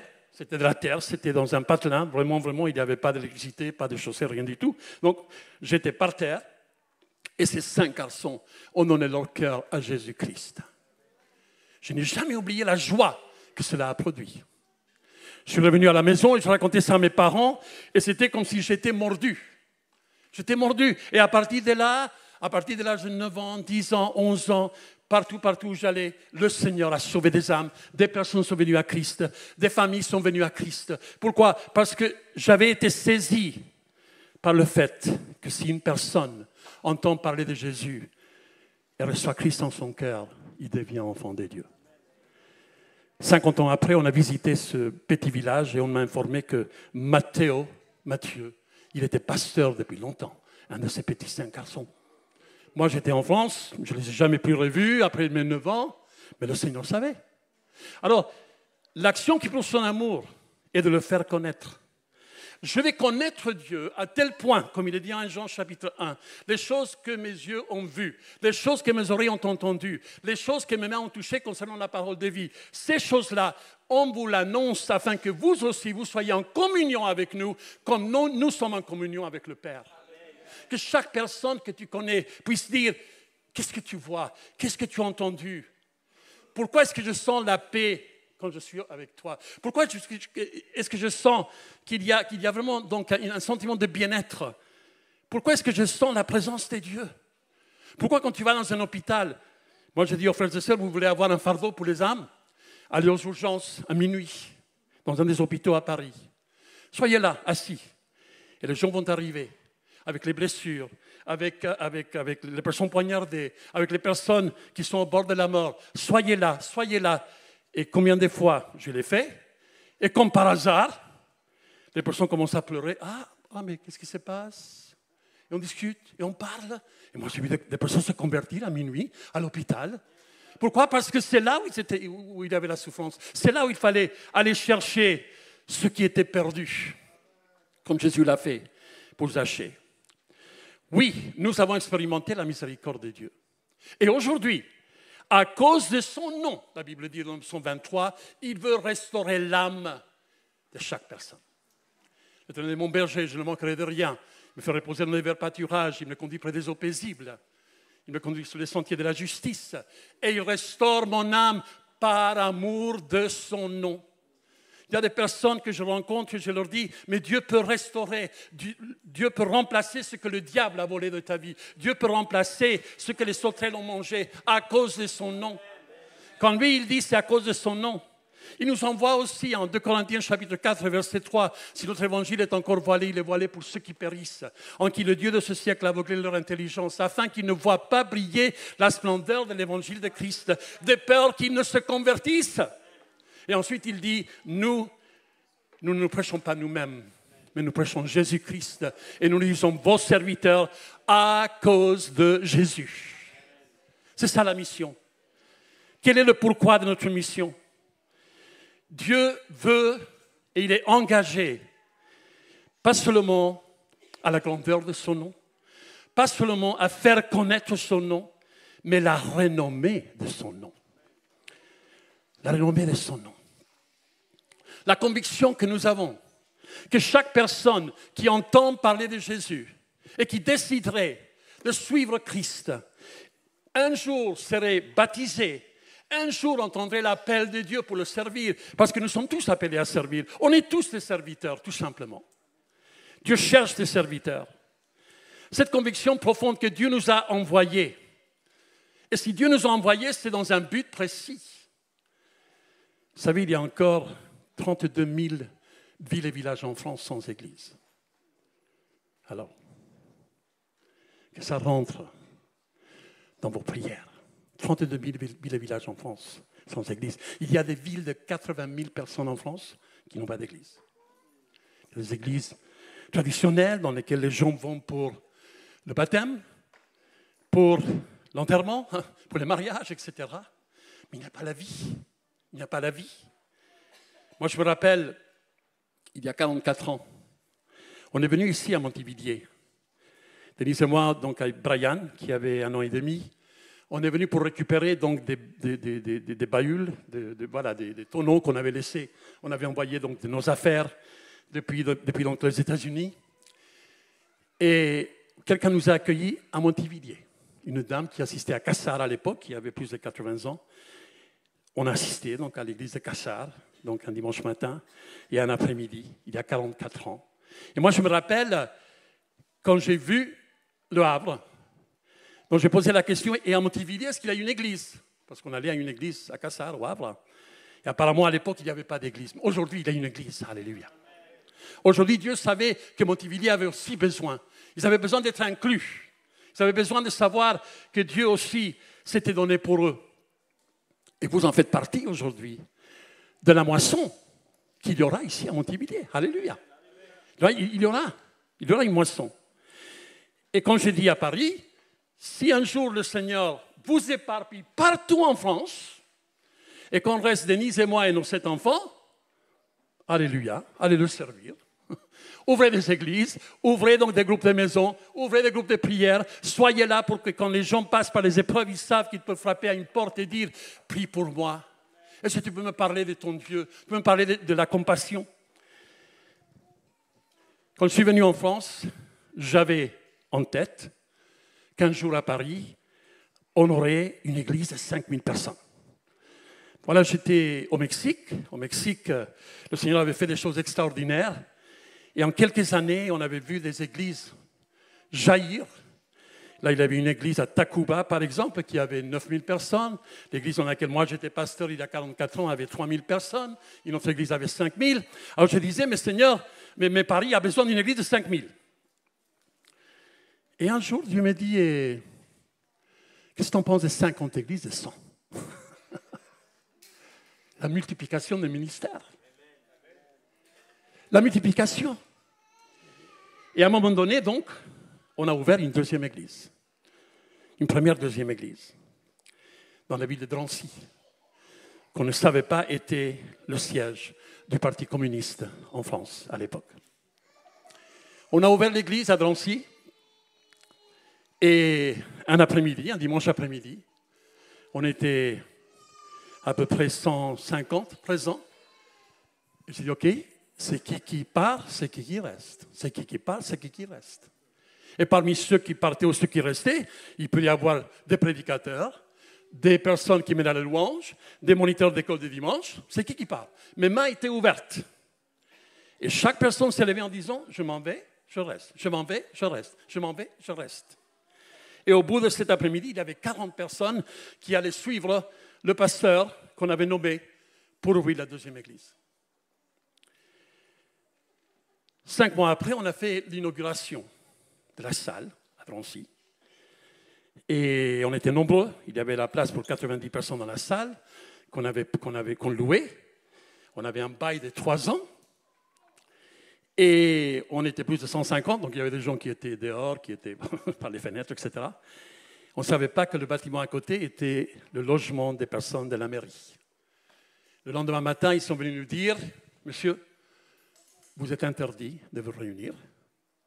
Vous avez besoin de 10 places parking. » Vous savez qu'à Paris, il n'y a pas de places parking dans les rues. Hein. Donc vous avez besoin de 10 places parking, etc. Donc, vous ne pouvez pas vous réunir que si vous ne remplissez certains critères. Et là, donc, je suis allé donc à la mairie. Ils m'ont dit, monsieur, donc, il va falloir vraiment que vous fassiez quelque chose. Donc, je suis allé voir le propriétaire. Il m'a dit, monsieur, je peux vous louer le terrain à côté. Là, vous pouvez garer au moins 7 voitures. Et on demandera à quelqu'un, donc, une entreprise, si vous pouvez garer 3 voitures là-bas, etc. On avait besoin donc d'une issue de secours, tout d'un coup. Chose qu'ils avaient dit, ils n'avaient pas besoin. Et alors, je suis allé signer un deuxième bail. Un deuxième bail, donc, pour Voilà, pour pouvoir ouvrir cette église à Drancy. On savait que Drancy avait une église africaine, avait une église donc, hispanophone, etc., mais il n'y avait pas d'église francophone. Et donc, voilà, je vais voir le propriétaire, je resigne le bail. J'avais parlé déjà à la mairie, il m'avait déjà dit, voilà, il faut que vous fassiez un projet avec une maquette, 14 dossiers à remplir, etc. On a tout fait. J'arrive à la mairie et le monsieur me dit, mais pourquoi vous êtes là? Mais vous m'avez dit que si je remplissais tous ces critères, on pourrait réouvrir la salle. Ah, il a dit, mais est-ce que je vous ai donné un papier écrit? Non. Ah, mais vous savez les paroles. Et nous, on était engagés à 17 000 € tous les 3 mois pour ouvrir la deuxième église. L'église de Paris payait, la petite église naissante qui avait 5 personnes payait un peu aussi. Mais le moment est venu quand on a compris qu'on n'allait pas pouvoir ouvrir. Seigneur, qu'est-ce qu'on va faire? Mais continue à s'aimer. Ceux qui sèment dans les larmes ou à son nom d'allégresse. Ceux qui sèment dans l'épreuve. Tu comprendras qu'un jour, que ça vaut la peine. Et pendant 5 ans, on a vécu une épreuve très intéressante, pour le moins qu'on puisse dire. On a payé le loyer d'un bâtiment qu'on ne pouvait pas utiliser pendant 2 ans et demi. Entre-temps, le pasteur est parti. Il a dit, ah, mais s'il y a un problème ici, c'est de ta faute, donc certainement, moi je m'éloigne de toi. Bon, il est parti. Les 40 personnes, il n'y a que 2 familles qui sont revenues. Ils avaient honte, parce qu'ils étaient partis avec la victoire. C'est les missionnaires, ça va être extraordinaire. Dieu va faire des grandes choses. Et oui, Dieu a fait des grandes choses. Il a eu des conversions. Mais la plupart de ces 40 sont partis dans d'autres églises. Ils se sont dit, non, c'est trop honteux, on ne peut pas revenir à l'église mère, etc., etc. Bon, bref. Et Seigneur, qu'est-ce que tu veux qu'on fasse? Continue à s'aimer. Ceux qui s'aiment dans les larmes, moi, sont dans l'allégresse. Et de toute cette épreuve de 5 ans, on a demandé de l'aide, hein? On a demandé de secours. Et les gens me disaient, ah, mais c'est un problème d'église, que l'église paye. Et l'église à Paris continue à payer. Mais tout d'un coup, l'église de Paris a commencé à vivre quelque chose d'une léthargie, d'une indifférence. Ils ne partaient pas, les 130 qui sont restés. Ils continuaient dans leur dîme, sachant qu'on payait le bâtiment qu'on ne pouvait pas utiliser. Mais ils ne voulaient plus faire de l'évangélisation. Moi, je me rappelle, une fois, j'ai dit, Denise et moi et nos enfants, on sera sur la place Stalingrad à 14h, comme on a l'habitude tous les 15 jours, pour évangéliser. On s'est rendus tous les 9 et personne des 130 est apparu. Alors, il y avait des dimanches matins, je me rappelle, il y avait des personnes qui étaient là. Bon, alors Marc, qu'est-ce que tu vas nous dire maintenant par rapport à la vision de Dieu? Qu'est-ce que tu vas nous raconter? Qu'est-ce que Dieu a mis sur ton cœur encore? Moi, je leur disais, quand ils venaient me réclamer, rappelez-vous, pendant 6 mois, on a prié, on a intercédé, on a eu des jeûnes et prières, des veillées de prières par rapport à l'ouverture de la deuxième église. Mais bon, ils ne voyaient pas les choses comme ça. Et pendant 1 an et demi, c'était très dur. On n'a pas eu de conversion pendant 1 an et demi, pas de baptême pendant 1 an et demi. Mais les gens étaient là. Ils venaient. Mais ceux qui faisaient le ménage ne voulaient plus faire le ménage. Ceux qui enseignaient l'école de dimanche ne voulaient plus enseigner l'école de dimanche. Ceux qui faisaient la louange ne voulaient plus faire la louange. Mais ils étaient là. Ils s'attendaient à quelque chose. Seigneur, qu'est-ce que tu veux faire? Comment tu veux, Seigneur, oh Dieu, te manifester dans cette situation? Et au bout d'1 an et demi, Dieu nous a donné une porte ouverte. Je ne peux pas la raconter aujourd'hui. Mais quelque chose s'est passé. Les chaînes sont tombées. Et on est retourné dans la rue pour évangéliser. Il y avait un jeune homme tunisien qui passait par là. Et on était en train de chanter « Jésus est venu dans ma vie et il a tout transformé ». Et quand il a entendu le mot « Jésus », il s'est arrêté. Il est venu Il nous a dit, je suis parti de la Tunisie parce que les jeunes ne veulent pas aller dans la mosquée. Donc l'imam s'est découragé, moi je me suis découragé aussi. Je suis venu ici en vacances auprès de mes frères. Mais quand je suis passé devant chez vous et que vous avez dit Jésus, quelque chose m'a touché. Et ce jeune homme, je l'appelle Stalingrad, a donné son cœur à Christ. Et ainsi de suite. Combien de témoignages nous avons vus? En 41 ans, nous avons accueilli des personnes de 120 pays différents sur la face de la terre. Des personnes qui sont venues, se sont converties, sont fait baptiser, sont réparties dans leur pays. On a des personnes à Koweït, en Arabie Saoudite. On a des personnes dans des pays persécutés. C'était à la place Stalingrad, c'était donc dans l'évangélisation que Dieu s'est manifesté, que Dieu touchait leur cœur. Pourquoi? Parce que nous, on était intéressés à faire connaître la grandeur de son nom. Nous, on était intéressés à faire connaître son amour. Et nous, on était intéressés à faire connaître la renommée de son nom. Et vous savez, quand nous témoignons, Dieu s'intéresse à ce qu'on fait. Je vais terminer. Hébreux chapitre... Pardon.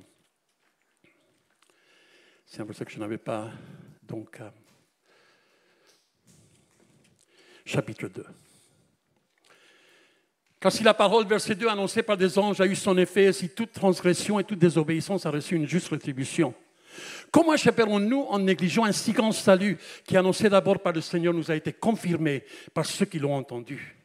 Dieu appuyant leur témoignage par des signes, des prodiges et divers miracles, et par les dons du Saint-Esprit distribués selon sa volonté. Moi, je veux que Dieu appuie notre témoignage. Je veux que Dieu vienne, qui s'intéresse à ce que nous sommes en train de faire. Pas pour nous faire une renommée, mais pour faire connaître le nom et l'amour de Dieu. Seigneur, est-ce que tu t'intéresses? Est-ce que tu viens appuyer mon témoignage par des signes, des prodiges, divers miracles, par des dons spirituels? Est-ce que ta main m'accompagne, Seigneur? Si ta main ne m'accompagne pas, ça ne m'intéresse pas.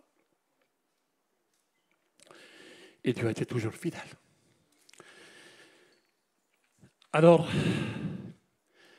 en février 2024, après avoir passé un moment difficile, on a perdu une trentaine de personnes, courant 23 et 24. Donc, je passais 2-3 jours en jeûne et prière. Et je dis, Seigneur, quel est l'avenir de l'Église à Paris? Beaucoup de vous savez que je suis aussi à Dieppe depuis 11 ans. Donc, engagé en tant que pasteur dans une petite église à Dieppe, mais une église qui existe. Une église dans laquelle le Seigneur se manifeste. Une église dans laquelle Dieu fait des choses extraordinaires. Et alors, je dis, Seigneur, quel est l'avenir? Parce que je sentais dans mon cœur qu'avant mes 70 ans, j'allais passer le relais. Mais à qui? Seigneur, quel est ton plan? Et bon, bien sûr, j'ai pensé à Brian, mais Brian, il est aux États-Unis, il est pasteur là-bas, très affirmé.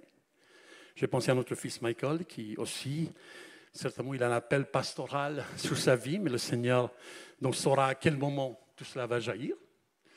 Le Seigneur, bon, c'est la personne de la famille, je le sens entre tes mains, tu parleras. Et alors, je savais que Jonathan était pasteur en formation. Je savais que Jonathan, donc Dieu avait vraiment un appel sur sa vie, mais je savais aussi qu'il appartient donc à un mouvement d'église dans lequel il est très engagé, et très apprécié, et très, très désiré, pour ainsi dire. Donc, je n'ai pas pensé à lui. Et 3-4 jours après, donc, il était à Paris. Et donc, ils sont restés à la maison ce soir. Et le lendemain matin, il est venu me voir. J'étais en bas. Et il dit, est-ce que j'ose te le dire? Mais qu'est-ce que tu veux me dire?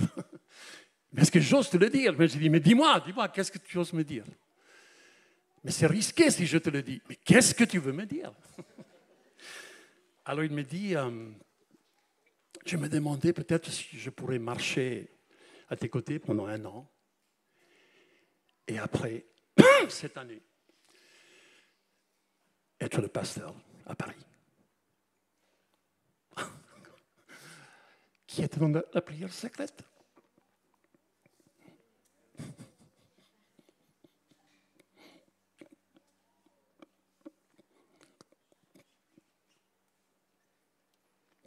Dieu aime Paris, comme Dieu aime Le Havre et Montevideo. Mais quand il m'a dit ça, moi j'ai pleuré. C'est Seigneur, toi tu as un plan. C'est intéressant parce qu'il a dit pendant une année. Donc, à partir du mois de septembre, il va commencer à venir une fois par mois avec Sarah et les enfants. Et en juillet 2026, un mois avant que moi j'aurai mes 70 ans, il prendra le relais.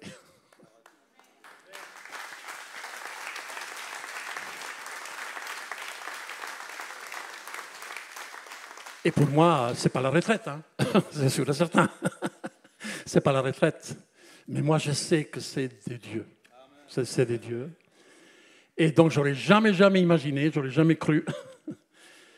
Je disais toujours, oh non, je vais mourir derrière la chair. Oui, à quel âge? À 90 ans? Non, ça n'ira pas. Le Seigneur savait. Mais alors, je vais vous dire, le Seigneur sait. Et alors, j'apprécie vos prières. Je sais qu'à un moment donné, il y aura des larmes qui seront versées.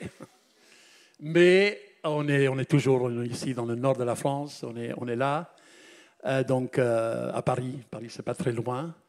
Mais je sais que Dieu a beaucoup de choses à l'avenir. Mais pour nos deux églises aussi, et j'espère qu'un dimanche, on pourra venir tous dans 2 quarts et venir vous rencontrer aussi. Que Dieu vous bénisse, merci.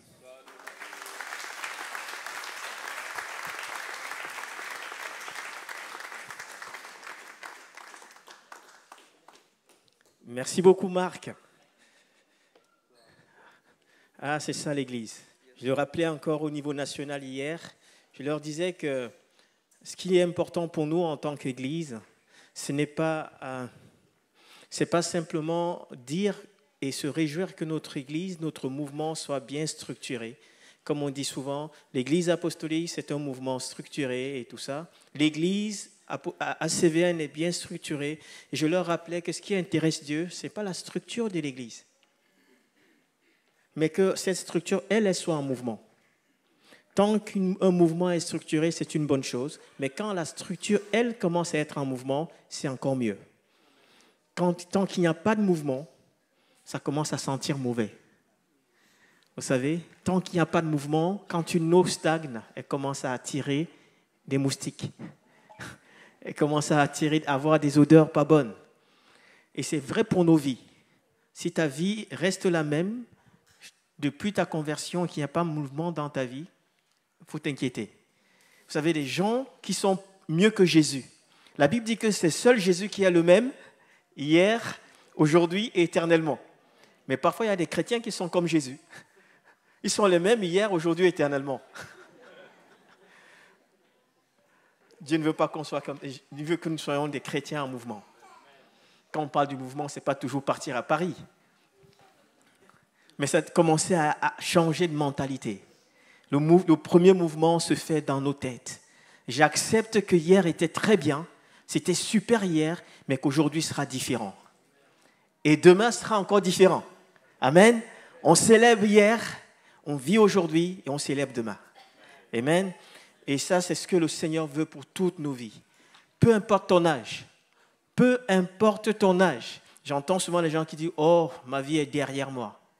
Qui a dit que ta vie est derrière toi? Abraham ne pouvait pas dire que sa vie était derrière lui. À 100 ans, il n'y avait personne encore. Il n'y avait pas d'héritage. C'est là où Dieu a dit « Tu vas commencer maintenant ».